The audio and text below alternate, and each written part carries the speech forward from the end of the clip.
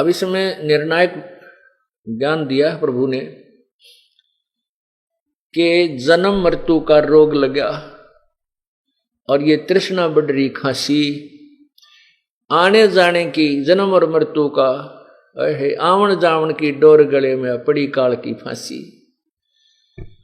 काल ने हमारे फांसी डाल रखी है, हम इस कैद में फिट कर रखे, बंद कर रखे, और ये कर्मों के बंधन में हमें बांध रखा है, कर्मों की बेड़ी लगा रखी है। और इस कर्म के आधार से हमारा एक सृष्टि कर्म चक्र ने निर्धारित कर दिया है, अपना एक संविधान बना रखा है। परमात्मा के विधान अनुसार ये प्राणी जन्मता और मृत्यु को प्राप्त होता रहता है, जैसे ऑटोमेटिक सिस्टम इसने बना रखा है। प्रत्येक प्राणी के अंतःकरण के अंदर ये सभी आपके पुण्य और पाप कोड वर्डों में डिपॉजिट होते हैं, और इनकी एक फाइल प्रभु के दरबार में प्रत्येक प्राणी की होती है। परमात्मा के कंप्यूटर में भी सबके संस्कार डिपॉजिट होते हैं, और वहां से फिर प्रभु के ऑटोमेटिक सिस्टम तक वो बीच में अपने सिर में दर्द नहीं करता। भगवान जैसे कर्म करेगा वैसे ही फल उसने निर्धारित किए हैं, उसके आधार पर ऑटोमेटिक ये अपने नष्ट शरीरों में जाता है, धर्मराज के दरबार में भी जाता है, नरक में भी जाता है, अन्य प्राणियों के शरीरों में भी जाएगा ही जाएगा, जब तक, कब तक, जब तक इन कर्मों को डिस्टर्ब करने वाला, इन कर्मों को चेंज करने वाला, परिवर्तित करने वाला पूर्ण परमात्मा का नुमाइंदा संत नहीं मिलेगा। मासा घटे न तिल बध है, विद न लिखे जो लेख, सच्चा सतगुरु मेट कर ऊपर मारे मेख। अब तो इस प्रकार ये अपने कर्म और संस्कार को प्राणी भोगता रहता है। जब परमात्मा आते हैं,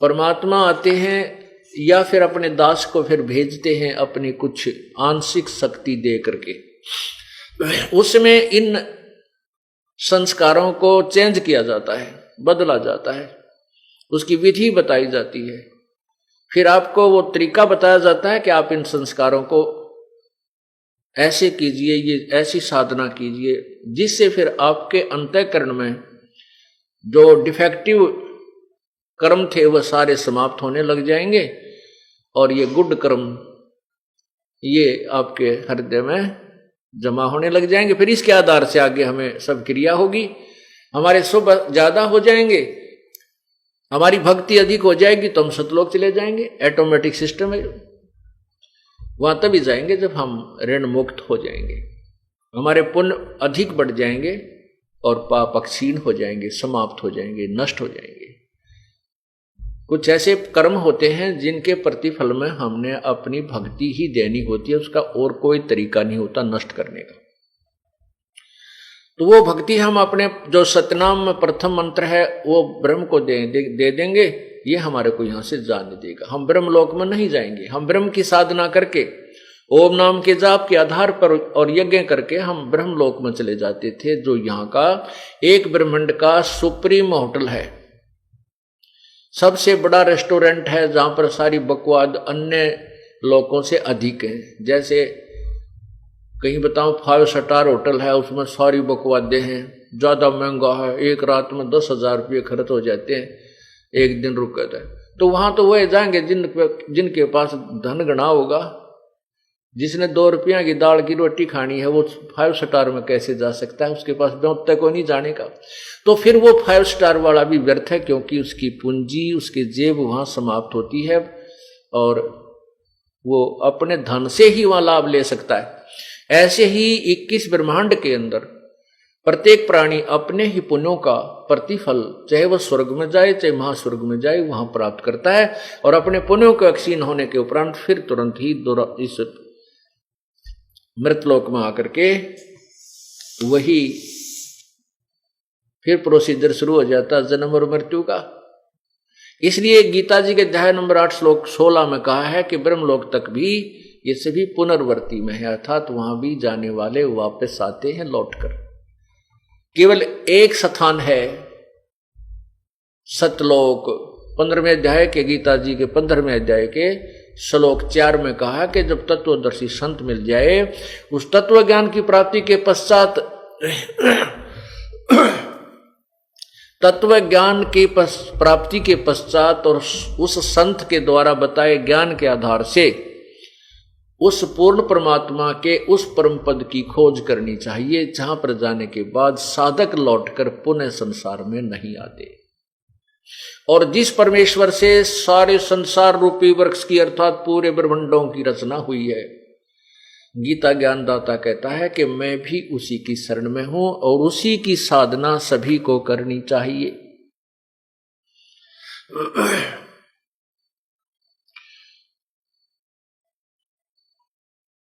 अब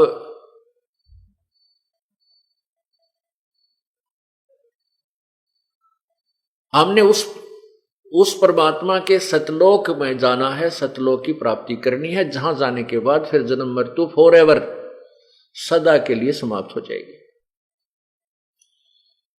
उसका तरीका यही है कि ब्रह्म तक के जो ब्रह्मा विष्णु महेश की जो हम आपको प्रथम साधना बताते हैं, दुर्गा की, गणेश जी की, ये तो हमारे यहाँ के जो संसारिक, जब तक हमने यहाँ रहना है पृथ्वी लोक में, इस ब्रह्मांड 21 ब्रह्मांडों में, तो यहाँ हमें इन जाप की कमाई से यहाँ कुछ सुविधाएं मिलेंगी। फिर हम ब्रह्म को दे देंगे अपना जो ओम नाम के जाप की कमाई, हम ब्रह्मलोक में नहीं जाएंगे, वहां भी मृत्यु को प्राप्त होते हैं। अपने ही जेब, अपने पुण्यों को हम समाप्त करते, नष्ट कर देते। जो गीता जी अध्याय नंबर 18 के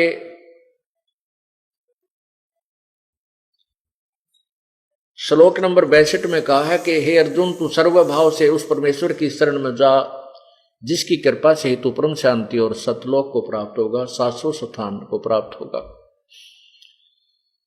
उसी के विषय में कहा है कि उस परमात्मा के पाने के लिए 18वें अध्याय के 66वें श्लोक में कि सर्वधर्मान परित्यज माम एकम शरणं व्रज, अहम तवा सर्व पापेभ्यः मोक्षामि मा शुच, कि मेरे लेवल के ब्रह्म तक की जो साधना मुझे छोड़ दे, मेरे में छोड़ दे, फिर तू उसे एक सर्वशक्तिमान अद्वितीय भगवान की शरण में जाइए, फिर मैं तुझे सब पापों से मोक्ष कर दूंगा। अर्थात हम अपने ओम नाम की कमाई को और इस यज्ञ आदि की कमाई को ब्रह्मलोक में नष्ट करते रहे। अब हम सियाने हो जाएंगे, हम उन रेस्टोरेंटों में बकवाद करने नहीं जाएंगे, हम इस धन को अपनी पूंजी में लगाएंगे और जिसका लेना देना है वो बराबर करेंगे, और जिस कारण से हम इस काल के चुंगल से, कैद से, कारागार से छूट जाएंगे। अब आपने सुना है कि जग सारा रोगिया रे, जिन सतगुरु वैद न जाण्या जग सारा रोगिया रे। भाई जन्म मृत्यु का रोग लगा या तृष्णा बडरी खासी, और आने जाने की डोर गले में या पड़ी काल की फांसी। फिर बताया है कि साचा सतगुर कोई ना पूजे, इन झूठों जगपति आसी। ओए होए, परमात्मा स्वयं आए थे, चारों युगों में आए हैं प्रभु पूर्ण परमात्मा, लेकिन इन नकली ऋषियों, महर्षियों और अज्ञानी लोगों ने हमारे को परमात्मा नहीं पहचानने दिया। अपनी दंत कथा बनाकर प्रभु की कुछ और ही थ्योरी बना दी। परमात्मा निराकार है, वो दिखाई नहीं देता, वो इन द मैन फॉर्म नहीं आता, वो मनुष्य शरीर में कभी नहीं आता। देखो,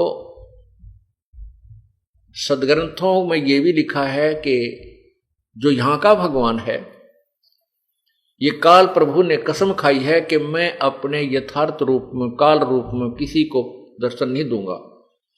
तो ये क्या करता है कि अपने पुत्रों के रूप में, कभी ब्रह्मा के रूप में, कभी विष्णु के रूप में, कभी शिव के रूप में प्रकट हो जाता है। जो ऋषि महर्षि ब्रह्म की साधना करते थे, वेदों अनुसार साधना करते थे, उनके अनुष्ठान पूरे होने पर भी ये आकाश में विष्णु रूप में दिखाई दे जाता था। किसी को जो शिव रूप में दिखाई दे जाता, तो वो शिव का पुजारी बन जाता था, कोई विष्णु का पुजारी बन जाता, जो वेदों के साधक भी, क्योंकि वो वेदों को समझ नहीं सके। इस प्रकार ब्रह्मा विष्णु महेश की साधना दृढ़ होती चली गई। ये काल चाहता है कि मेरी भक्ति करें, लेकिन इसके एक अपनी जो प्रतिज्ञा आगे अड़ जाती है, ये अपना वास्तविक स्वरूप नहीं दिखा सकता। इसलिए इसने ब्रह्मा विष्णु शिव के रूप माना पड़ता है। इसलिए प्राणी सब ब्रह्मा विष्णु महेश तक ही सीमित रह जाते हैं और इन्हीं की पूजाओं में लगे रहते हैं। फिर ये भी कहता है कि ये बुद्धू इन तीनों गुणों की भक्ति के द्वारा जिनका ज्ञान हरा जा चुका है, ये राक्षस स्वभाव को धारण किए हुए मनुष्यों में नीच दुष्कर्म करने वाले मुझे भी ना भजते। ये फिर बाद में ये भी पछताता है, ये भी चिल्लाता है कि ये मेरी भक्ति भी ना करते, ये ब्रह्मा विष्णु महेश तक ही सीमित हो गए हैं। 7वें अध्याय के 12 से लेकर 15 श्लोक में स्पष्ट किया है।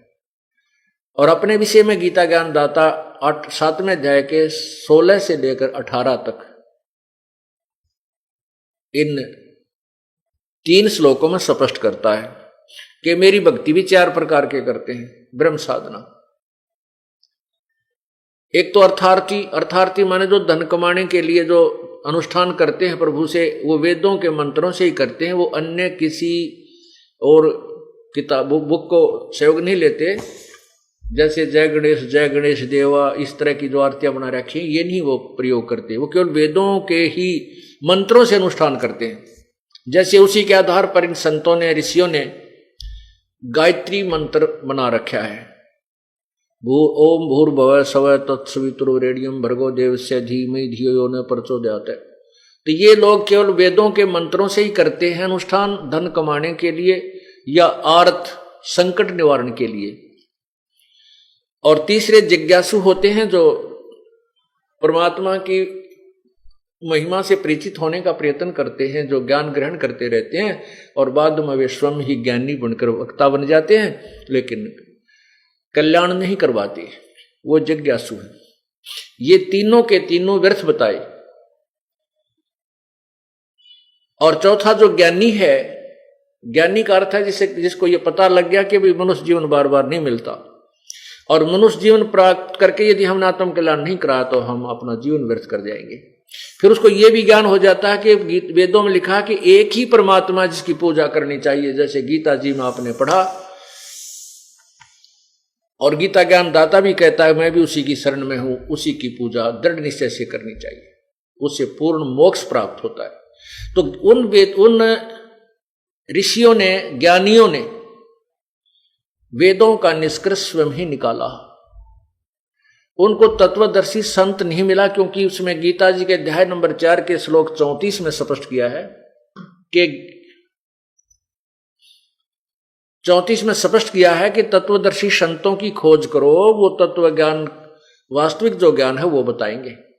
और 8वें अध्याय के 4थे अध्याय के 32वें श्लोक में स्पष्ट किया है कि जो कोई तो देवताओं को पूजता है, कोई अपने ही आधार से को प्राणायाम आदि करके श्वास उश्वास की क्रिया कोई मोक्ष मानता है, कहते ये नहीं। पूर्ण परमात्मा ने अपने मुखारविंद से अपने मुख्य ज्ञान में, तत्व ज्ञान में नाना प्रकार की बहुत सी विधियां बताई हैं, उनको समझो, उनको सुनो, और वो तत्वदर्शी संत बताएंगे, उनके पास जाइए। ऐसे ही यजुर्वेद के अध्याय नंबर 8 के 40 के श्लोक 10 में स्पष्ट किया है कि कोई तो परमात्मा को साकार कहता है, जन्म लेने वाला, कोई निराकार कहता है, न जन्म लेने वाला। इसके विषय में यथार्थ ज्ञान तो तत्वदर्शी संत बताएंगे, उनसे सुनो। तो उन ऋषियों ने ये श्लोक भी पढ़े, पर यहां बुद्धि ना गई, क्योंकि काल कहता है इन सभी जितने मेरे अंतर्गत ऋषि महर्षि हैं, इनकी बुद्धि, इनका बल और बुद्धि मेरे हाथ में है। ये इनको ओपन नहीं होने देता, बुद्धि को बंद रखता है। ये तो कबीर परमात्मा आते हैं, अपनी शक्ति से हमें दृढ़ता के साथ तत्व ज्ञान के ऊपर आश्रित करते हैं। और यजुर्वेद के अध्याय नंबर 40 के श्लोक मंत्र 17 में स्पष्ट किया है, वेद ज्ञानदाता कहता है कि वो परमात्मा तो ऊपर प्रोक्ष है, अव्यक्त है, गुप्त है, और मैं स्वर्ग में हूं, आकाश में। मेरी साधना करता है मुझे प्राप्त होता है, जो उसकी साधना करता है उसके पास चला जाता है। अब उन ऋषियों ने, जो ज्ञानी आत्मा थी, उनको ये तो हुआ कि उन्होंने निष्कर्ष निकाल लिया कि यजुर्वेद के अध्याय नंबर 40 के मंत्र श्लोक में 15 में लिखा है कि ओम कर्तु शमर किल्वे शमर और कर्तुम शमर। ओम नाम का जाप काम करते करते सिमरण करो, विशेष कसक के साथ किल्वे सिमरण करो और अपना परम कर्तव्य समझकर सिमरण करो। अब ओम नाम तो गीता वेद ज्ञान दाता ने अपना बताया है। जैसे गीता जी अध्याय नंबर 8 के श्लोक 13 में कहा कि ओम इति एक अक्षरम ब्रह्म जोहन माम अनुस्मरण यह पर्याति तजंदेहम सयाति परमाम गतिम, कि मेरा तो ओम नाम है और जो इसका सिमरण अंतिम श्वास तक करता है मृत्यु तक तो मेरे को प्राप्त होता है। फिर गीता जी अध्याय नंबर 17 के श्लोक 23 में स्पष्ट किया है कि उस पूर्ण परमात्मा के पाने का 3 मंत्र का जाप है। ओम तत्सत इति निर्देश है ब्रह्मण त्रिविध समर्थ है। इस ओम नाम, ओम और तत्सत, तत्सत ये सांकेतिक है, गुप्त है। ओम और तत् ये सांकेतिक और शब्द है, अक्षर है। इन 2 अक्षर का एक सत्यनाम बनता है। और फिर तीसरा जो सत्य है, सत्य शब्द है, उसको सार शब्द सार शब्द कहते हैं। वो सार नाम अलग से दिया जाएगा, वो तीसरा है।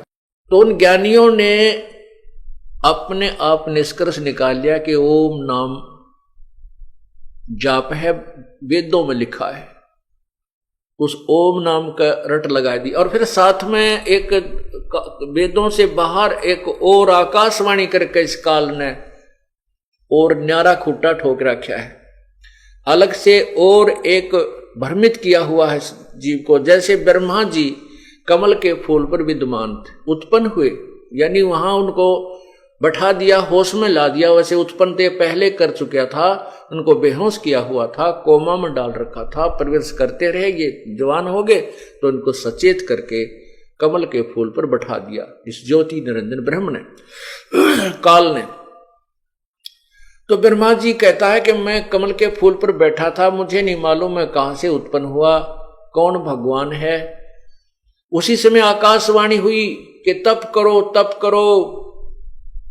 अब ब्रह्मा ने उस समय तक तो वेद भी ना पढ़े थे, वेद तो बाद में मिले हैं इसको सागर मंथन के समय। तो वो तप करने का आदेश किसका था? ये ज्योति निरंजन काल का। वो वेदों से बाहर का ज्ञान है, जो दंत कथा है, लोक वेद है। और वेद ज्ञान पूर्ण परमात्मा का दिया हुआ, जो ब्रह्म को दिया था। ब्रह्म को 5 वेद दिए थे प्रभु ने। ये सवसम वेद भी साथ दिया था, लेकिन इस काल ने सवसम वेद यथार्थ ज्ञान को छुपा दिया कि कहीं इन प्राणियों को तेरे जाल का ज्ञान ना हो जाए। और केवल 4 वेद बाद में दिए थे। तो उससे पहले तप करने का आदेश ब्रह्म ने कहा। और फिर तप से क्या होता है? सिद्धियां आ जाती हैं। इन सिद्धियों से फिर ये काल अपने रिमोट से अपना उल्लू सीधा करता है। इन ब्रह्मा विष्णु महेश को भी खूब नाच नचाता है। क्या कहा? इसी के विषय में सवसम वेद में परमात्मा ने कहा है, तपो तपो कर वाक्य सुनाया, लोकर चोबल मेरी माया।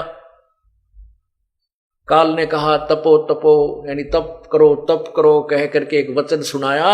और फिर कहा अब तू सृष्टि रच, यह शक्ति मैं तुझे देता हूं। वो तपस्या करके उसको बैटरी चार्ज करवा दी, सिद्धियां आ गई ब्रह्मा जी में। आगे फिर वो ब्रह्मा जी के आप पढ़ कर देखो, ब्रह्म पुराण, विष्णु पुराण, शिव पुराण कहते हैं ब्रह्मा जी के कान में इतने आदमी पैदा हो गए, जुबान पर इतने हो गया, मैं इस कान में इतने पैदा हो गए। ये सारी सिद्धि काल ने इसके अंदर फिट कर दी। और उस तपस्या के कारण उसमें सिद्धियां आ गई। उन सिद्धियों से फिर आगे इसने सृष्टि रचना का कार्य शुरू किया। और जब वो सिद्धियां समाप्त होगी तो फिर ये मैथुन सृष्टि प्रारंभ की। इस प्रकार ये काल का जाल है। तो वे ऋषियों ने साथ में, वो ब्रह्मा जी और विष्णु जी ने फिर तप किया, शिव जी ने भी 88,000 वर्ष तप किया। जबकि गीता जी में ये मना किया है कि जो हठ योग करते हैं वो कभी पार नहीं हो सकते, वो मूर्ख लोग हैं। तो ये हठ योग करने की कहां से प्रेरणा मिली? ये आउट ऑफ सिलेबस, वेदों और गीता जी से बाहर का है।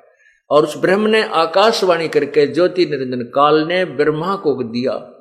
इस फिर ब्रह्मा से ज्ञान लेकर के विष्णु जी ने भी 12,000 वर्ष तक तप किया। विष्णु जी ने भी, शिव जी ने भी 88,000 एक ना जाने कितनी बार तप किया, जबकि यह शास्त्र विरुद्ध है। जैसे गीता जी में लिखा है कि अर्जुन, यदि तू एक स्थान पर बैठा रहेगा तो तेरा निर्वाह कैसे होगा? अगर तू हठ योग करके साधना करेगा तो मोक्ष प्राप्त नहीं कर सकता। इसे सिद्ध है कि हठ योग करके तप आदि करना यह शास्त्र विरुद्ध है। शास्त्र विधि को त्याग कर मनमाना आचरण करने से जीव को लाभ नहीं होता।